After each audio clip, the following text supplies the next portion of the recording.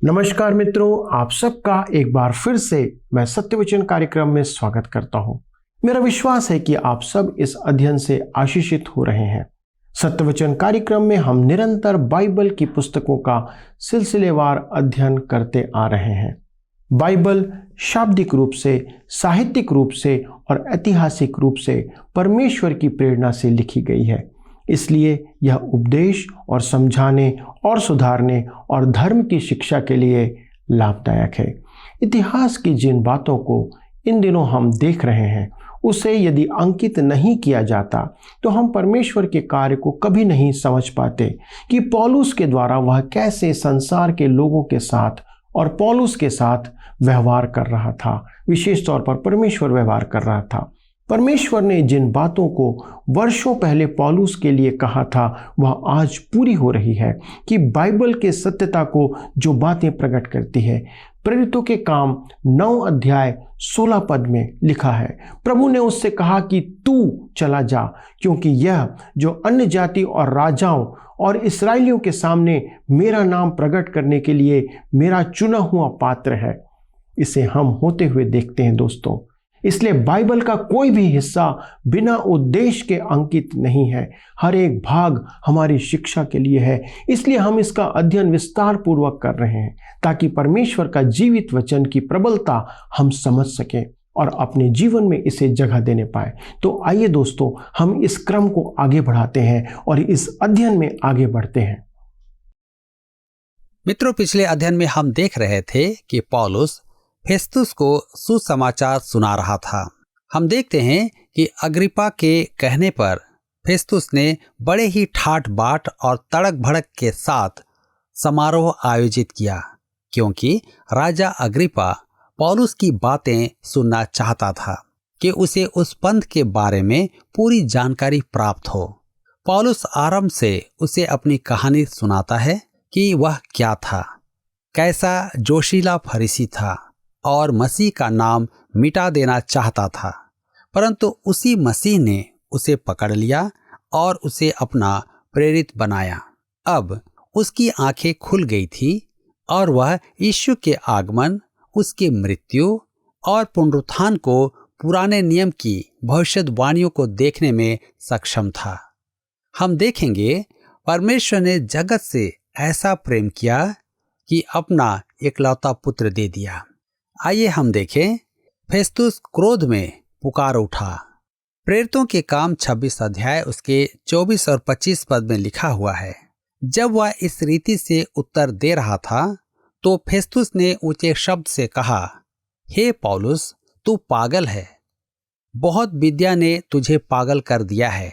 परंतु पौलुस ने कहा, हे महामहिम फेस्तुस, मैं पागल नहीं परंतु सच्चाई और बुद्धि की बातें कहता हूं। मेरे मित्रों, ध्यान दीजिए, ऐसा प्रतीत होता है कि यह दुर्भाग्य था कि पौलुस के प्रचार में इस समय हस्तक्षेप किया गया। परंतु ध्यान दीजिए कि पौलुस कैसी मर्यादा से उत्तर देता है। उसकी शांतिचित प्रतिक्रिया निसंदेह प्रकट करती है कि न तो वह पागल है और न ही धर्मांध। आज अनेक गवाह, विशेषकर सेवक ऐसे हैं जो इतने भयभीत हो जाते हैं कि वे बुद्धिमान दिखाई देने की अपेक्षा धर्मांध माने जाते हैं। वे सुसमाचार के महान सत्यों का प्रचार नहीं करते हैं। मित्रों, हमें पागल मनुष्य कहलाने में आनंदित होना चाहिए, परंतु उनका सा व्यवहार नहीं करना चाहिए। हमें पौलुस की नाई दीनता पूर्वक सुसमाचार का प्रचार करना चाहिए। ध्यान दीजिए कि फेस्तुस को उत्तर देने के पश्चात वह तुरंत राजा अग्रिप्पा की ओर उन्मुख होता है। हम प्रेरितों के काम 26 अध्याय उसके 26 और 27 पद में पढ़ते हैं। यहाँ पर लिखा है, राजा भी जिसके सामने मैं निडर होकर बोल रहा हूँ ये बातें जानता है, और मुझे विश्वास है कि इन बातों में से कोई उससे छिपी नहीं, क्योंकि यह घटना किसी कोने में नहीं हुई। हे राजा अग्रिप्पा, क्या तू भविष्यद्वक्ताओं का विश्वास करता है? हाँ, मैं जानता हूं कि तू विश्वास करता है। यह अति संभव है कि तथ्यों का अर्थ अंतर्ग्रहण न करते हुए उन पर विश्वास किया जाए। आप सुसमाचार के तथ्यों को जानते हैं। यीशु आपके पापों के लिए मरा और फिर जी उठा, परंतु इन तथ्यों के साथ आपका संबंध ही महत्वपूर्ण बात है। प्रेरितों के काम 26 अध्याय उसके 28 और 29 पद में आगे लिखा है, तब अग्रिप्पा ने पौलुस से कहा, तू थोड़े ही समझाने से मुझे मसीही बनाना चाहता है। पौलुस ने कहा, परमेश्वर से मेरी प्रार्थना है कि क्या थोड़े में क्या बहुत में केवल तू ही नहीं परंतु जितने लोग आज मेरी सुनते हैं, इन बंधनों को छोड़ वे मेरे समान हो जाएं। अग्रिप्पा एक बुद्धिमान व्यक्ति था। उसने कहा, तू थोड़े ही समझाने से मुझे मसीही बनाना चाहता है। मेरे मित्रों, क्या आप जानते हैं कि आप थोड़े में ही विश्वास ला सकते हैं परंतु फिर अनंत काल के लिए नाश हो सकते हैं। यह कैसी त्रासदी है। थोड़ी ही से काम नहीं चलेगा। या तो संपूर्ण हो या कुछ भी ना हो। या तो आप मसीह को ग्रहण करें या उसे कभी ग्रहण न करें। कोई भी धर्मशास्त्र का ज्ञाता उद्धार की गहराई और उसके अर्थ को नाप नहीं सकता। हम जैसे साधारण मनुष्यों के लिए यह सरल सी बात है। आपके पास मसीह है या नहीं, या आप मसीह में विश्वास करें या ना करें, या तो वह आपका उद्धार करता है या नहीं है। दो में से एक ही बात हो सकती है। विश्वास में बीच की बात नहीं होती है। यह थोड़े की बात नहीं, यह परिपूर्णता की बात है। पौलुस ने उसे उत्तर दिया, परमेश्वर से मेरी प्रार्थना है कि क्या थोड़े में क्या बहुत में केवल तू ही नहीं परंतु जितने लोग आज मेरे सुनते हैं, इन बंधनों को छोड़ वे मेरे समान हो जाएं। पौलुस यह कहना चाहता था कि उसकी मनोकामना है कि वे मसीह के संबंधों में आ जाएं और बेड़ियों के अतिरिक्त उसके समान हो जाएं। वह कभी नहीं चाहेगा कि कोई बेड़ियों में जकड़ा जाए। यह वही व्यक्ति है जो कभी एक घमंडी और जोशीला फरीसी था। यही वह व्यक्ति था जिसने कुछ वर्ष पूर्व विश्वासियों को बेड़ियों में जकड़ा और मौत के घाट उतारा था। अब उसका स्वभाव सर्वथा भिन्न था। वह चाहता था कि सब मनुष्य विश्वासी हो जाएं और मसीह यीशु के साथ जयवंत व्यक्तिगत संबंध बना लें। तरसुस के शाऊल में आए महान परिवर्तन के प्रभाव से कोई बच नहीं सकता। इसकी व्याख्या क्या है? इसकी व्याख्या यही है कि मसीह जीवित है। वह मृतकों में से जीवित लौट आया है। यही कारण है कि अग्रिप्पा के समक्ष पौलुस की अपनी गवाही के आरंभिक शब्द थे, तेरे लिए यह विश्वास के योग्य क्यों नहीं कि परमेश्वर मृतकों को जिलाए। इसमें तो तर्कहीन कुछ भी नहीं। विभिन्न क्षेत्रों में मनुष्य के ज्ञान के विकास के 2000 से भी अधिक वर्ष पश्चात आज पुनरुत्थान और अधिक विश्वसनीय हो गया है। सच तो यह है कि आज आपके लिए पुनरुत्थान में विश्वास करना उस युग के मनुष्यों की तुलना में और भी अधिक आसान होना चाहिए, क्योंकि प्रभु यीशु मृतकों में से जी उठा है।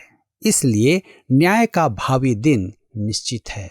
एक और सिंहासन है जिस पर यीशु विराजमान है और एक और बंदी है, आप और मैं। या तो आपने झुककर उसे अपना प्रभु एवं उद्धारकर्ता स्वीकार कर लिया है, या उस दिन आप उसे लेखा दें। उद्धार पाएं या उद्धार ना पाएं, दोनों ही मनुष्यों के लिए पुनरुत्थान अत्यधिक महत्वपूर्ण है। प्रेरितों के काम 26 अध्याय उसके 30 से 32 पद में आगे लिखा है, तब राजा और हाकिम और बिरनीके और उनके साथ बैठने वाले उठ खड़े हुए और अलग जाकर आपस में कहने लगे, यह मनुष्य ऐसा तो कुछ नहीं करता जो मृत्यु दंड या बंदी गृह में डाले जाने के योग्य हो। अग्रिप्पा ने फेस्तुस से कहा, यदि यह मनुष्य कैसर की दुहाई न देता तो छूट सकता था। यह तो स्पष्ट है कि पौलुस रोम जाएगा। हम पहले ही चर्चा कर चुके हैं कि कुछ लोगों का कहना है कि पौलुस ने कैसर की दुहाई देकर सही नहीं किया। उनके अनुसार पौलुस की यह चूक थी, परंतु मैं ऐसा नहीं सोचता हूं। मेरे मित्रों, रोम की कलीसिया को लिखे पत्र में पौलुस रोम जाने की अपनी हार्दिक इच्छा प्रकट करता है। रोमियो की पत्री 1 अध्याय उसके 10 और 11 पद में लिखा है, और नित्य अपनी प्रार्थनाओं में विनती करता हूं कि किसी रीति से अब तुम्हारे पास आने की मेरी यात्रा परमेश्वर की इच्छा से सफल हो, क्योंकि मैं तुमसे मिलने की लालसा करता हूं कि मैं तुम्हें कोई आत्मिक वरदान दूं जिससे तुम स्थिर हो जाओ। अतः वह रोम तो जाएगा ही। अब आप पूछेंगे कि उसकी यात्रा सुखद थी। सिवा में मेरा एक मित्र है जो युवाओं के लिए संदेशों की श्रृंखला का आयोजन करता था। वे अध्ययन बहुत ही अच्छे थे। अध्ययन श्रृंखला का विषय था पौलुस की सुखद रोम यात्रा। उसकी यात्रा सुखद थी क्योंकि वह परमेश्वर की इच्छा से रोम जा रहा था। मित्रों, यहाँ पर अध्याय 26 समाप्त होता है और हम अपने अध्ययन को अध्याय 27 से जारी रखेंगे। हम यहाँ पर देखेंगे पौलुस समुद्री तूफान और जहाज टूटने के द्वारा रोम गया।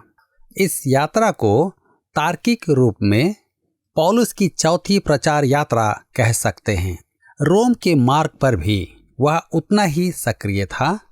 उसमें संपर्क में भी कभी नहीं आने दी और उसने उसी विश्वास योग्यता से गवाही दी जिस विश्वास योग्यता से उसने अन्य प्रचार यात्राओं में गवाही दी थी। यद्यपि संपूर्ण यात्रा में वह बेड़ियों में जकड़ा था, बेड़ियां गवाही में उसके लिए बाधा नहीं बनी।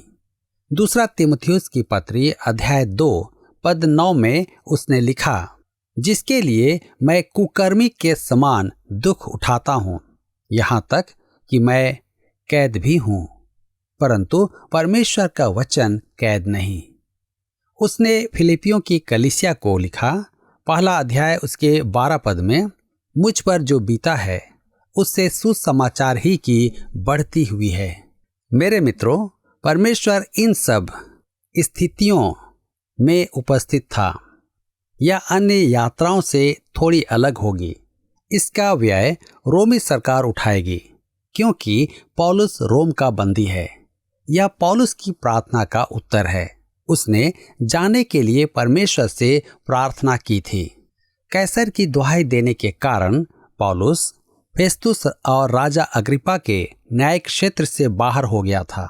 उसके अभियोग का अध्ययन करने के पश्चात राजा अग्रिपा ने कहा, प्रेरितों के काम 26 अध्याय उसके 32 पद में लिखा है, अग्रिपा ने फेस्तुस से कहा, यदि यह मनुष्य कैसर की दुहाई न देता तो छूट सकता था।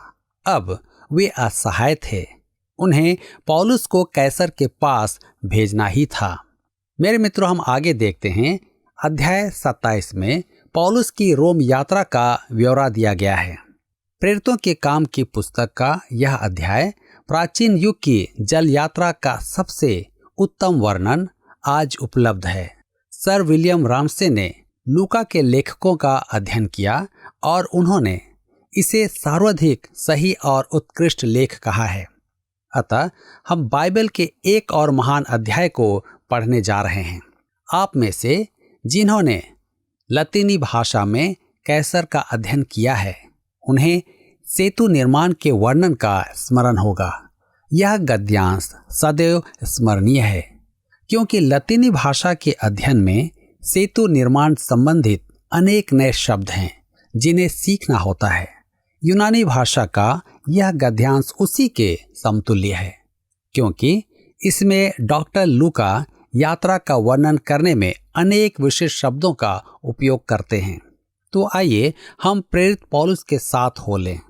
हम रोम के लिए जहाज से यात्रा करेंगे।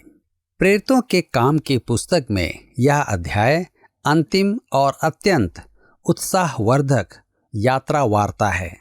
अब हम देखेंगे पौलुस की सुखद रोम यात्रा। प्रेरितों के काम 27 अध्याय उसके 1 पद में इस प्रकार से लिखा है, जब यह निश्चित हो गया कि हम जहाज द्वारा इटली जाएं, तो उन्होंने पौलुस और कुछ अन्य बंदियों को भी यूलियुस नामक अगस्तुस की पलटन के एक सूबेदार के हाथ सौंप दिया। यह इटली की जल यात्रा का आरंभ है।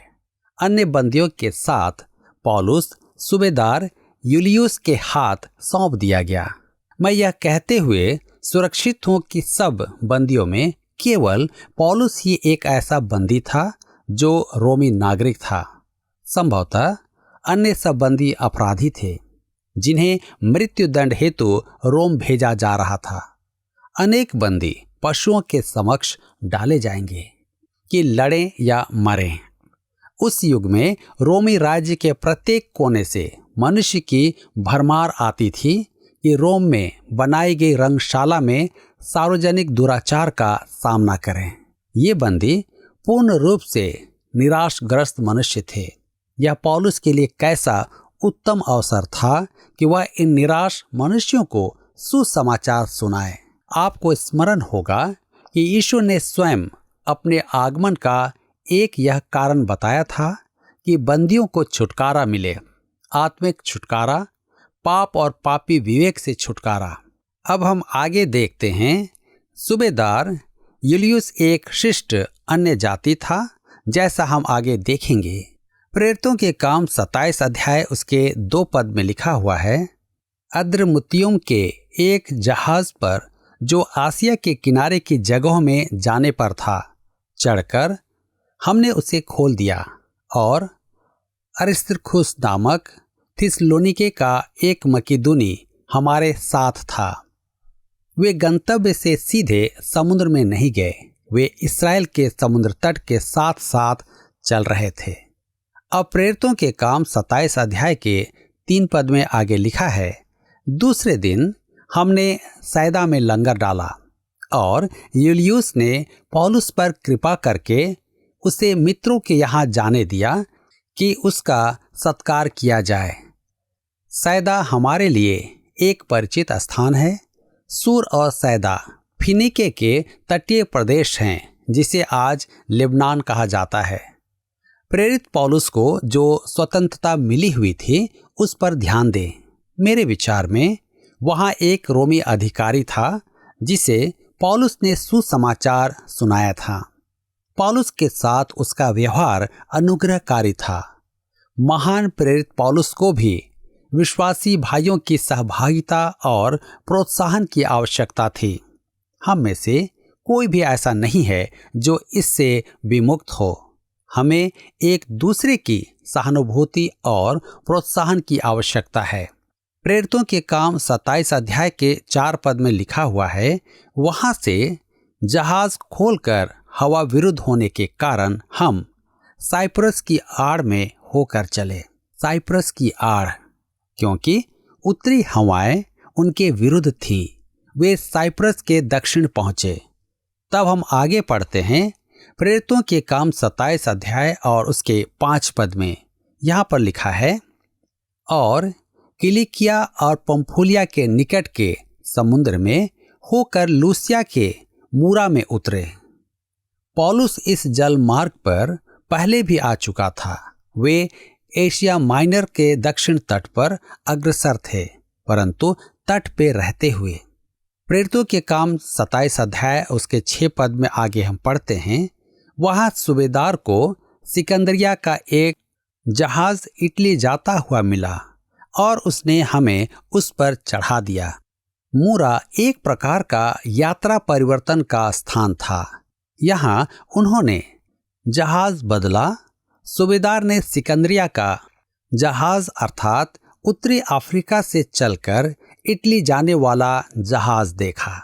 प्रेरितों के काम 27 अध्याय और उसके 7 और 8 पद में लिखा हुआ है, जब हम बहुत दिनों तक धीरे धीरे चलकर कठिनाई से कनिदूस के सामने पहुंचे, तो इसलिए कि हवा हमें आगे बढ़ने ना देती थी, हम सलमोने के सामने से होकर क्रेते की आड़ में चले और उसके किनारे किनारे कठिनाई से चलकर शुभ लंगर बारी नामक एक जगह पहुंचे, जहां से लस्या नगर निकट था। अब वे क्रेते द्वीप की ओर अग्रसर थे। ऐसा प्रतीत होता है कि उन्हें यात्रा में कठिनाई हो रही थी। उस युग में विरोधी हवाएं जहाज के लिए एक बड़ी समस्या होती थी। वे द्वीप के दक्षिण से होते हुए लस्या के निकट पहुंचे, जो क्रेते के दक्षिणी तट पर था। अब हम पढ़ते हैं प्रेरितों के काम 27 अध्याय उसके 9 पद। यहाँ पर लिखा है, जब बहुत दिन बीत गए और जल यात्रा में जोखिम इसलिए होती थी कि उपवास के दिन अब बीत चुके थे, अतः पौलुस ने उन्हें यह कहकर समझाया। इसका अर्थ यह हुआ कि यात्रा का मौसम समाप्त होने पर था और शीतकाल का आगमन होने वाला था। वे तूफानी मौसम से पूर्व रोम पहुंचना चाहते थे। यह बड़ी रोचक बात है कि पौलुस यहाँ नैतिक प्रभुता अपनाता है। यात्रा जोखिम भरी हो जाती है तो पौलुस उन्हें समझाता है। क्या आपको यह कार्यक्रम पसंद आया? अभी हमें एक मिस कॉल करें और आप अगले विजेता हो सकते हैं।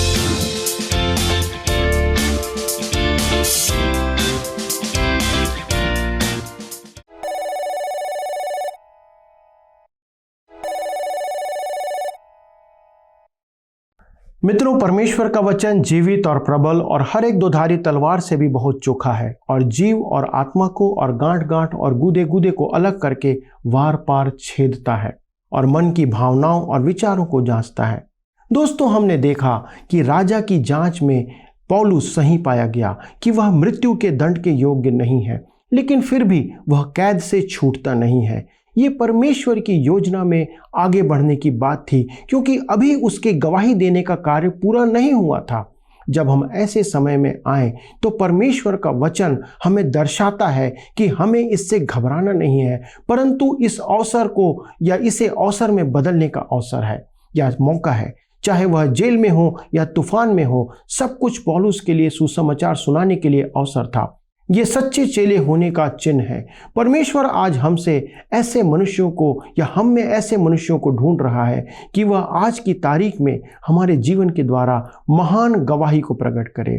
आइए हम अपने जीवन को जांचें और देखें कि क्या हम उसके पात्र बनने के लिए तैयार हैं या नहीं। वह हमें बहुतों के लिए आशीष का सोता बनाना चाहता है।